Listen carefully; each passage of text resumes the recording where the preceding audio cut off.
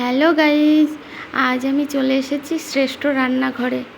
আজ আমি একটা নতুন রেসিপি বানাতে চলেছি, মিনি সয়াবিন কষা। তোমরা সবাই দেখতে থাকো।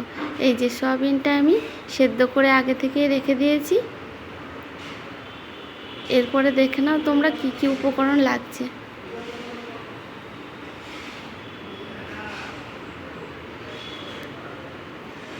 এরপরে আমি মিক্সিং জারে মশলাটা পেস্ট করে নেব।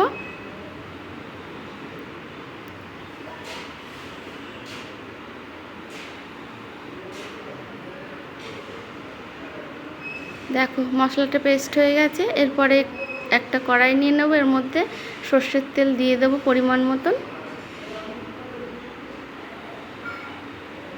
দিয়ে আলুগুলো আমি ভেজে নেব।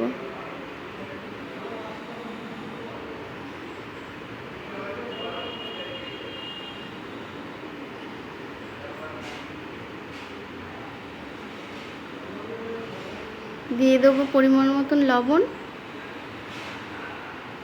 একটু হলুদ, দিয়ে আলু কটা ভেজে নেব।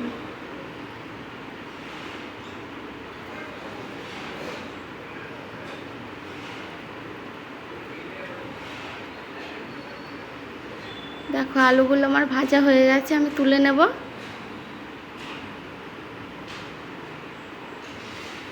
এরপরে সর্ষের তেলের মধ্যে আমি সয়াবিনগুলো ভেজে নেব।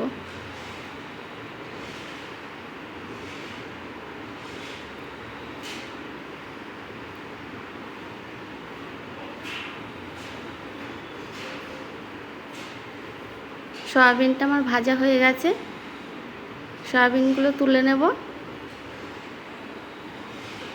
নিয়ে কড়াই আমি সর্ষের তেল পরিমাণ মতন দিয়ে দেব। দিয়ে দেবো ফোড়নে গোটা গরম মশলা, তেজপাতা। এরপরে একটু স্বাদ মতন চিনি, মশলা পেস্টটা দিয়ে আমি ভালো করে কষিয়ে নেব।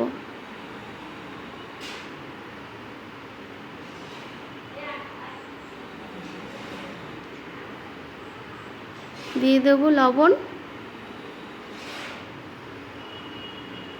পরিমাণ মতন হলুদ, টমেটো সস দিয়ে এগুলো আমি সব ভালোভাবে কষিয়ে নেব। তার মধ্যে দিয়ে দেবো একটু লেবুর রস। সুন্দর করে এটা কষাতে থাকতে হবে। সুন্দর গন্ধ এসছে,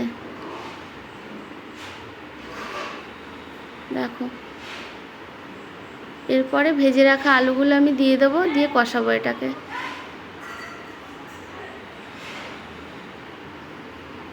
দারুণ কালার এসছে, দেখছো? তেল ছেড়ে দিয়েছে মশলা থেকে। এরপরে ভেজে রাখা সয়াবিন আমি দিয়ে দেব।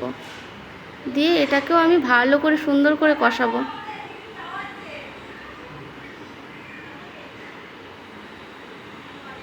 এই মিনি সয়াবিনটা এভাবে কষা করলে দারুণ খেতে লাগে।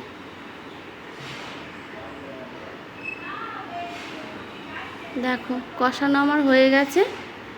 দিয়ে দেবো পরিমাণ মতন জল।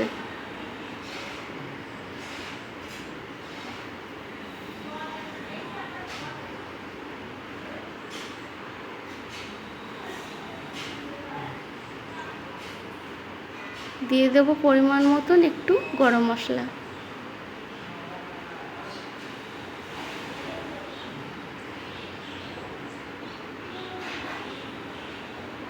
দেখো খুব সুন্দর হয় এটা খেতে। নামানোর আগে আমি দিয়ে দেবো 1 চামচ ঘি। ঘিটা দিলে ফ্লেভারটা দারুণ খেতে হয়।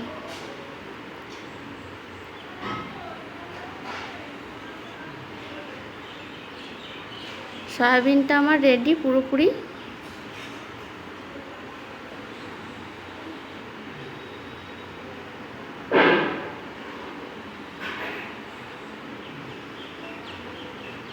এরপরে আমি একটা পাত্রের মধ্যে ঢেলে নিয়েছি। দেখো খুব সুন্দর হয়েছে এটা। মিনি সয়াবিন কষাটা তোমাদের কেমন লাগলো কমেন্টসে আমাকে জানিও। দেখা হচ্ছে পরবর্তী ভিডিওতে।